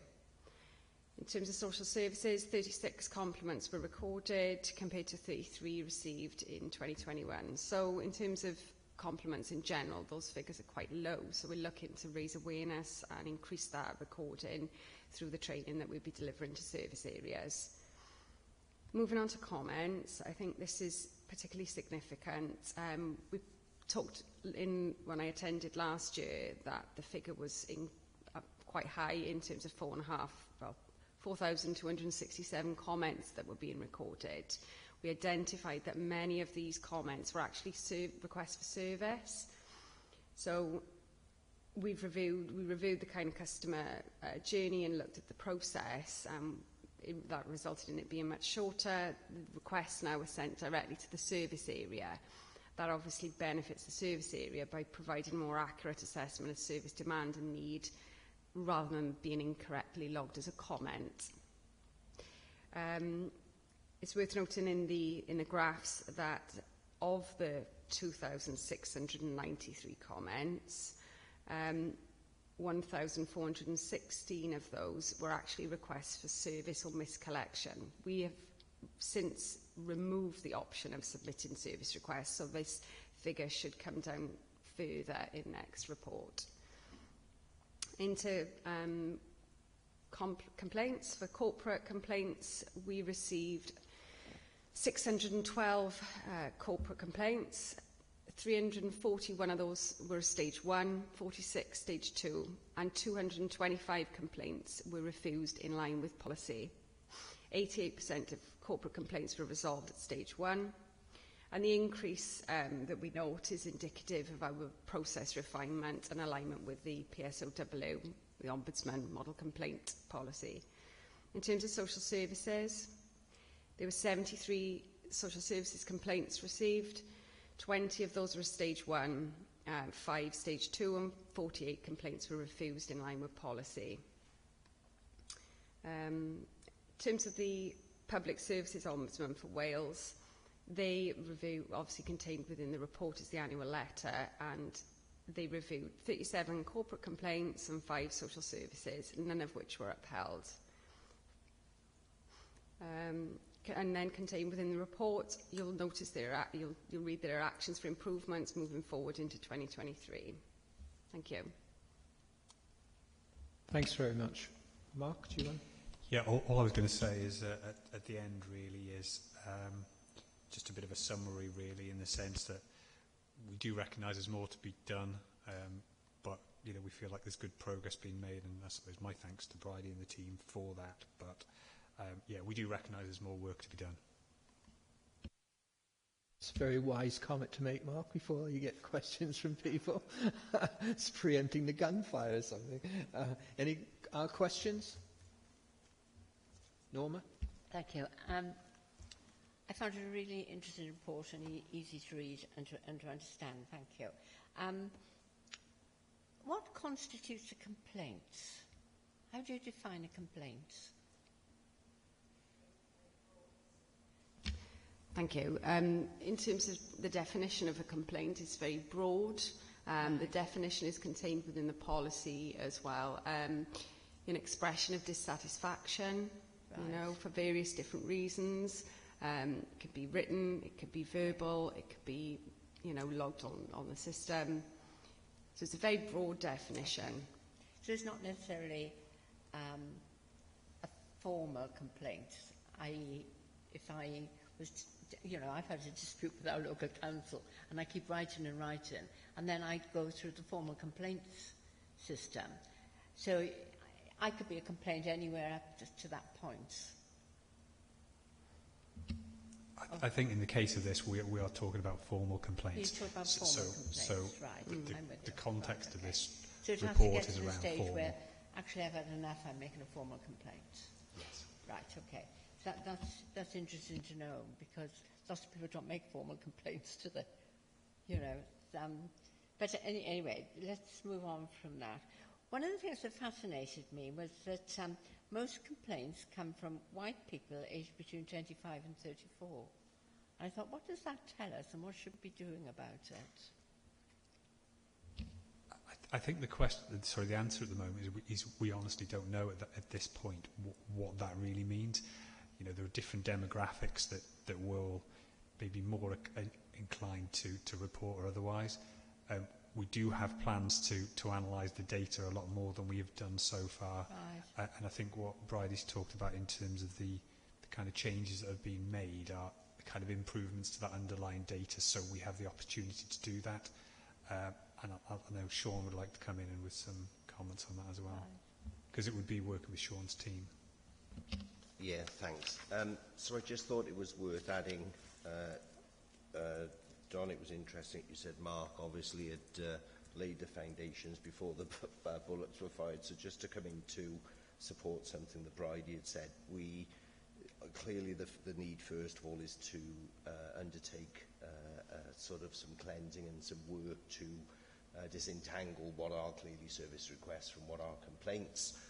But we've started to have some more detailed discussions now about things linking into what are the demographics, what is it telling us, what do we know more about the compliments, complaints and so on and so forth. So we will be developing that now over the next few months, very much within the realms of what we said we take you through within the system of risks. So you'll see that it all sort of sits within this single solution, but we acknowledge that there's an awful lot more insights that we can glean from looking more at where are the complaints, what do we understand about the complainants, you know, what are those things. So timelines of the particular peaks and troughs and so on and so forth. So we will be doing that work now over the next few months to dovetail into the review work that Bridie and the team have done. Yeah, I just thought that was really interesting, especially as Newport has got quite a high level of minority ethnic groups. Absolutely, yeah. So somehow or other, that sort of group of people are probably unaware of the process. And, you know, are older people, you know, afraid of technology? Yeah. You know, so it's how we facilitate those sort of people. So yeah, absolutely. And as Tracy prompted me just then, you know, a lot of this stuff is stuff that we didn't record previously, so we can start to add the value from understanding and diving deeper into understanding. So I think that's the really important thing. And you're right in what you just said. We've seen a growth, not just in Newport's overall population, which is unprecedented across Wales in the last decade, but we've also seen a doubling of our black minority ethnic population as well in the last decade. So it's important to understand, isn't it? And sometimes it's not just about listening to the vocal minority, but it's understanding some of what the silent majority might not be aware of. And as you said, that could be just providing some extra sort of transparency about if you wish to complain or if you wish to give us compliments, this is the process that you can do it via. This is an aside, right? But I picked up this week that we're not to refer to black minority ethnic. This isn't for recording, by the way, anymore. It is being recorded. Is it? Yeah, and minutes are being taken. Well, it's interesting because I think it's useful for people to know this. Is ethnic minorities or people from ethnic minority groups. Cabinet Office guidance. And that comes because I was doing a piece of consultancy. I was picked up by WEFA on something, and I went to research and I picked that up, and I thought that was quite interesting because I don't think many people, I wasn't aware of it. So I just remind people that now is the accepted terminology. Thank you, Norma. Paul's now got to change all his reports. Is it okay if I come just back with a quick other follow-up to that? Thank you. Yeah, and it comes into the under-reporting side of things as well, because as Bridie said, you know, the number of reports going up, the headline might potentially look as a bad thing, but we don't see that as a bad thing. We see that as we're capturing that feedback better. So that's one thing. The other thing to mention is in terms of that improvement. So this time we've actually provided details of the complaints by ward. It doesn't really give us a huge amount of insight at this point, you know, going back to your point, I think. but we've got to start on that journey of understanding what this means better, and with Sean's team's help, that's obviously what we're trying to do. Thank you, Mark. Can I sorry, Steve. Sorry. Can I just go? Councillor Jordan's going to come right back. Sorry. Yeah, thanks, Chair. Just one quick one as well on the refuse waste and recycling. Has there been more of an increase now as well regarding the 3 weekly bin collections as well? Also, as well, what we find is as you get in, where people come to complain to the council, but they do complain to the ward members as well. But we go directly to the waste savers things like that ourselves. Do you get any feedback from them as well regarding the complaints, anything else from us ward members as well? Thank you. In terms of the 3 weekly collections, so that's something that's come into play, I think, April, or certainly after April. So in terms of those figures being recorded within this report, obviously I don't have that, but we introduced a specific category on the database which highlights and identifies those complaints that were received around the 3 weekly collection. So we'll be able to provide specific figures to, around that topic, and we're working with the head of service and the service manager as well. So in terms of complaints that are submitted directly to councillors and where you liaise directly with the service area, this is something that myself and the Democratic Services Manager were just discussing yesterday. So I think we'd be looking at refining that process perhaps, or reviewing it. Thank you. Thanks very much. Steve, did you? That's okay. Okay, right. Any others? No. Okay. Just a couple from me actually. Thank you for clarifying, because I was going to ask, do councillors report, because councillors pick up complaints all the time, and how they get filtered through, and whether they're included and what the nature of them is, because I think that would be quite interesting. In looking at it, you're in a difficult situation because you're starting from ground zero. So you've got saddos like me who like to do year on year and seeing how it, and I've got nothing to compare. And I know that you're slowly building that up to do that. But in looking at what you're saying for next year, I'm likely to be in exactly the same position when there's not really going to be anything year on year because you're still evolving the process. Would that be a correct statement? I think to a certain extent, yes, because the goalposts are moving kind of year on year in terms of the changes made last year for the benefit of this year. I think thereafter, then we will start to have more of a fair kind of summary and comparison, because we think we're doing it. We maybe not be 100% right, but we're pretty close. So we think maybe that the year after next will probably be the best comparison. Of course, there's loads of variables in there as well, so we can't second guess that. But in terms of the data, yeah, we would expect kind of the year after next. I think I would expect it to be a fair comparison with a previous year. Okay. Thanks, Mark. Because thank you for answering that. Have you got a roadmap, Doc, that shows the direction of travel? So, because as to where you think we're going to be getting to by certain stage and stuff. I know you said in a couple of years' time. I'm just thinking as a committee, we just need to know that the process is in place. So, is there a roadmap, Doc? We've got actions for this year, 23-24. That's included in the report, and it's also included in our service plan because it's embedded in our service plan. We haven't got plans beyond that specifically identified, but it is very much building on that foundation, and we feel like we can probably accelerate now because we feel we've got that firm foundation. Okay. Not okay, Tracy. Sorry, I'm not convinced Mark answered my question, but really good answer. Well, if I can add to it, Chair, if that helps. So a couple of things. We've also got our service, that's part of my service area, we've got a service plan and we've got actions within a service plan relating to the improvement of complaints. We look back, we use the complaints report as a year on year, and we're very aware that is developing, and I think you've alluded to that. Also, within our council-wide kind of developing change programme. We've committed to a review of customer contact, customer experience, call that what you will, which includes actually, of course, people making complaints, which is all of the different points of contact people have with the council, with a face-to-face, you can imagine.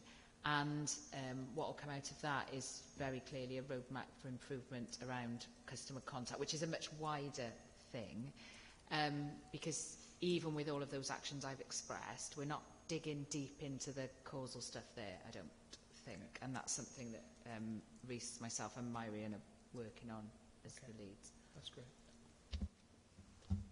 Thank you. Okay. So I was just reading through the complaints in stage 1 and stage 2 split by quarter. There's a few spikes on there. When you see or where it jumps up, where the numbers just jump up, do you then go in and review the sort of data set to see what the correlation is? So has it been, for example, the recycling services? We'll just use that as an example because there's quite a big jump there. Would that be something like a street has been missed and everybody's complained, or something else? Do you look at the data as like that? Yeah, if I could come in at this point. So we produce a number of interactive supporting data analytic tools for service areas, which are designed really to complement things like complaints, so they can actually go into the detail of things, for instance, like missed bins, so they can look at those bins, they can focus in, it goes down granularly to street level, they can see the timelines, they can see whether it's a repeating pattern, so it enables them really to, yes, investigate an awful lot deeper. So we're building those, more regularly now for each service, because they're identifying the fact that there is a correlation between potentially complaints coming in, looking at things like missed bins, looking to see if there are definable patterns, if it's on a particular day, if it's on a particular route, and then obviously being able to focus on resolution of what those problems are, with a view obviously to reducing subsequent complaints. So there is sort of a correlation between both. I know Rhys is probably going to come in and say this is the wrong meeting for this. However, does it go right down to the operators, the sort of the lowest common denominator of the council workers can see what's going on? Because what I found when I was working in the steelworks is if the operators could see what was going on, there was almost peer pressure amongst the teams to not be at the bottom. So they would try and do that little bit extra, so they wouldn't be, because obviously you take the mick out of each other. So do the guys on the floor, do they see this data? Well, the simple answer to that is that in terms of, for instance, refuse collectors, no, the operations crews on the ground wouldn't see it, but the team leaders, if you like, the crew or shift managers can see it because it is readily available. These are not restrictive views, but you tend not to have, the refuse crews obviously sat there with handhelds and laptops looking. But yes, certainly because you'd have,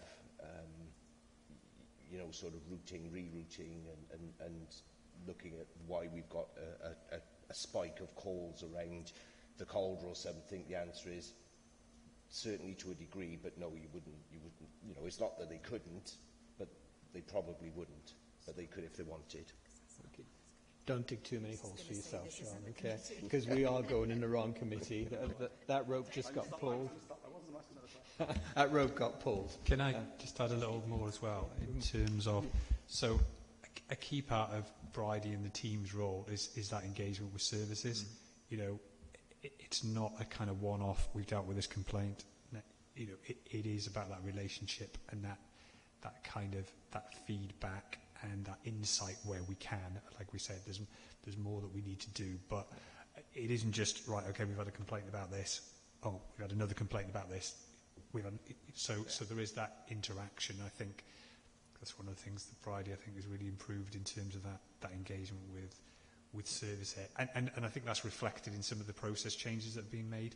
So where we've had situations where there effectively has been feedback that has gone to nowhere effectively, and by making those changes, that it will go directly to where it needs to go quicker. So, yeah, I think that engagement piece is a key part of the role. Thank you. Thank you both. You know, it's really detailed, lots of stats. And the proposal before us is that we consider the contents of the report, and we've made comments and made any recommendations. Everyone happy to pass this? Yeah. Thank you very much.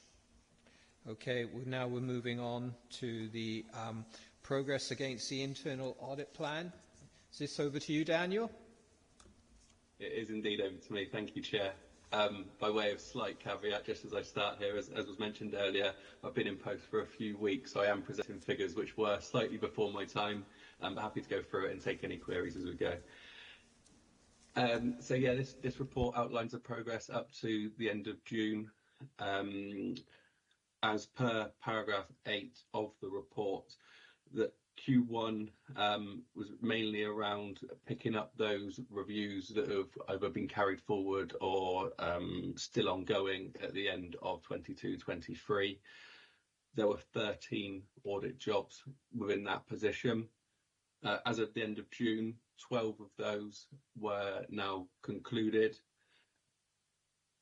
And if you scroll down to paragraph 16, within those 12, 4 of which were provided with a substantial opinion, 7 reasonable, 1 limited, and 0 no assurance. And then there's also a couple of other jobs there, mainly around supporting with the annual governance statement and provision of financial regulations training. One other point to raise is, I know earlier in the meeting that the PTU position was mentioned. So on Appendix B, whilst it's noted in there, there's a limited opinion. Please do see the caveat that since that point, things have been improved, as you've previously been made aware of. That was all I was going to say in particular about that report. I'm happy to take any queries, but also happy to talk through current position or any other questions as well. Thank you very much, Daniel. Any questions? Okay, I'm sorry, I can't let you go either, Daniel. Okay, so just when you thought it might be safe. Sure. In number 6, paragraph number 6, where you're talking in terms of the PSIAS being delayed, doesn't say if there's any ramifications of that action. Are there any ramifications? So yeah, as the there's a requirement for each audit function to do that within at least 5 years. The end of the year will take us over that period. Immediately, no, there won't be any ramifications on the basis of being able to provide an explanation of the situation as was detailed earlier. Now, what I would advise is that we do need to have a plan for when we will do it and the reasons behind why we haven't done it within the original intended time, so that if there ever was a situation of, hang on a second, we didn't do that within the 5-year slot, it ticked into a 6th year, there's very clear rationale as to why that was and why the timing now wouldn't be right to try and do so. So there are no ramifications? No, you might get a question as to why you haven't, but my point on that would be that so long as we have a plan in place as to why over the 5 years and how we will address it, no, there won't be. Okay. You've got on plan 14, paragraph 14, you've got further training, will be offered across. With your depleted numbers, is that realistic? Sure. So there are a couple already in the diary which are being progressed as planned by the remaining principal auditor, and then there will be a freeze on it.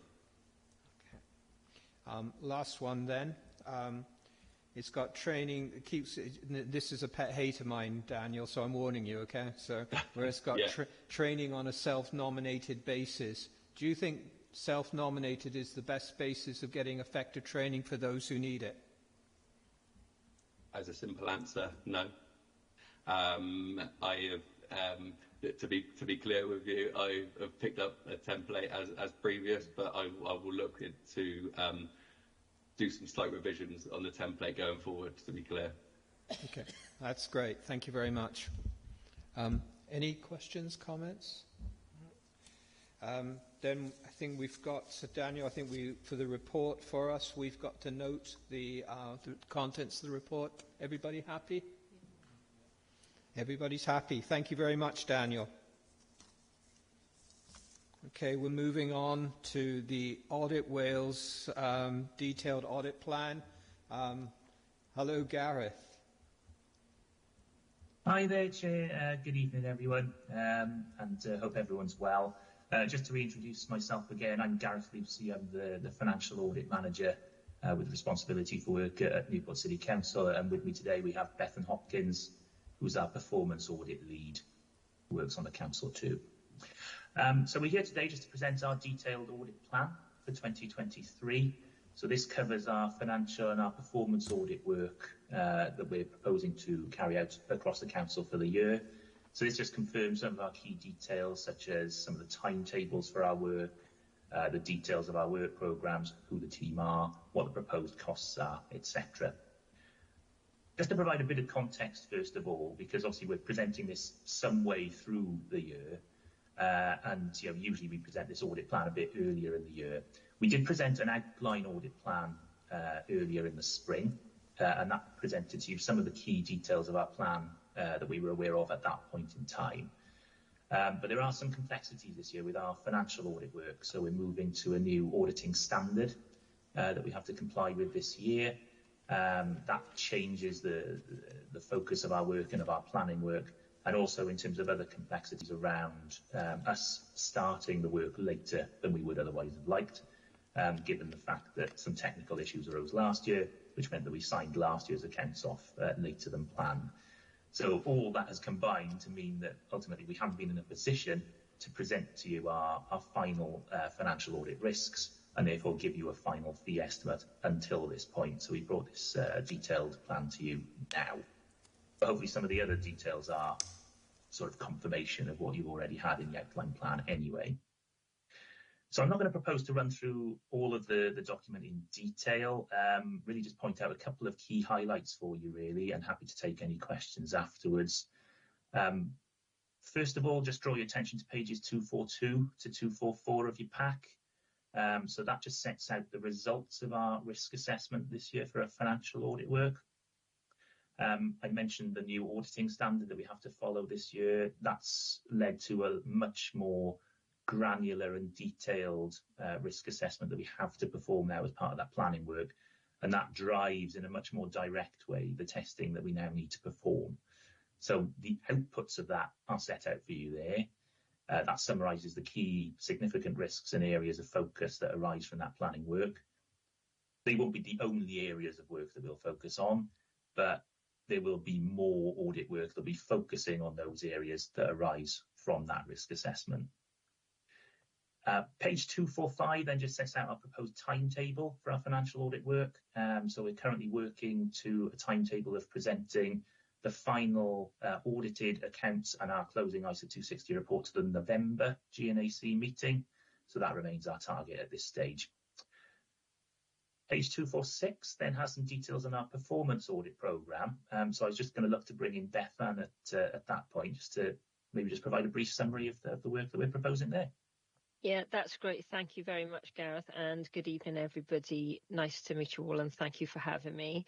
So I am the new performance audit lead for the local authority, taking over from Martin Gibson. So what you've got in front of you will be the suggested performance audit work for the rest of this year.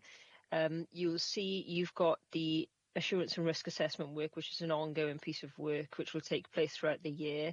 It is our risk assessing process, and at the end we'll present to you via a workshop the areas which we are likely to focus on next year.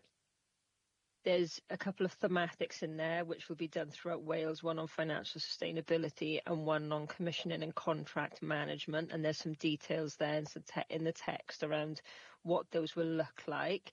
And then specifically for Newport, there's going to be 2 local pieces of work, one on the arrangements around the planning service and one on arrangements around collaboration and partnership. So at the moment, we're scoping those 2 pieces of work, see what they will look like. You'll have project briefs in, not very long, and then they're due to take place at the beginning of next year. But I'm happy to take any questions on those. Thank you both. Any questions? Well done, Bethan. Well done, Gareth. You've got us in silence. And I'm really good. It's really good to see that you're on time and, for getting the accounts and everything. It's very good. So thank you. I don't know what our recommendation in here, because I haven't got a header sheet on it. So I'm just going to suspect we just need to note your report. So everyone okay? I think that's right, Chair, yeah. Okay. Thanks very much. Thank you. Okay, we're now moving on to the work programme. Before we pass on. Sorry, Chair. Sorry, can Gareth. I just interrupt there as well? Sorry, that we did have one further item just before the work programme on our fee consultation for 2024-25. Sorry, Gareth. Yeah, I'm going too far. I don't want to talk about your fee. You carry on. Sorry, Gareth. But hopefully a very brief item anyway. It was just very good timing ultimately with this GNAC meeting coming up now, and our fee consultation for the 24-25 financial year is now open. So just to provide some context again, ultimately we're required to consult on our proposed local government audit fees every year. So this is part of that process. So ultimately we consult first of all, obviously we consider the results of that consultation, and then we take final proposals to the Senate's Finance Committee, who ratify our fee levels for that coming financial year. So this is the start of that process. We've included in the pack the consultation document. So that sets out the key details really of what we're proposing for the coming financial year. And that consultation is now open until 10th of October. So ultimately we'd welcome any comments that anyone would like to provide on that. Details of how to provide those comments I've set out in our covering paper, and are also in the report itself as well, along with some of the key headlines there too. So ultimately I think that was it from me, Chair. But I didn't know if Myrion wanted to come in off the back of that as well. Yeah, thanks, Chair. So I'm happy to take this whichever way the committee wants. If you want to give your comments now, then obviously we will feed those back as appropriate. We'll obviously be also having some internal feedback on those as well, or giving the opportunity for internal feedback on those as well via the Cabinet Member for Finance. Or if you, as a committee, want to come back to me over the next week or so with your feedback and write to me, I'm happy to collate that as well. So, Chair, as you wish, we can do it either of those 2 ways, which I think. Thank you very much, Marion. I think, probably the most effective way is that if that members of the committee, if they've got a comment to make on that, can I, Marion, if we say within 10 days, email you? When should it? October is the deadline, so if we have comments before that, that'd be great. Okay, so 10 days, yeah, so about a week or so, Chair. So by next Friday. Next Friday? Great. Okay, so if any comments that any of the committee need to filter through, if we can get the email to Marion by next Friday, that will do the job. Okay. Any comments? I'll say it again, Gareth and Bethan, thank you very much. And all the best. Look forward to getting the accounts. Thank you. Thanks a lot. Thanks, Chair. Okay, we go on to the work programme. Just before I throw it open for any comment, with the new layout, would it be possible that if we did it in narrow margin and we use landscape as opposed to portrait, I think it'll look a lot more easier to read for just going forward, and then we can compare the two. I think that would be helpful. Any comments on the work programme? Nope. Okay. Then we go on to, I've got an item, referrals to the Audit Committee. I don't have any papers on that. Am I? Okay, so number 13 is a dead item. Fine. Okay, then we're on to the date of the next meeting, which is 26th of October. Okay. We'll bring the meeting to an end. I would just like to say thank you, because I know that the officers are working in very trying conditions and going on. We do appreciate it. And so thank you, and thank you for the members. A lot of reading to have done in the last few days. Meeting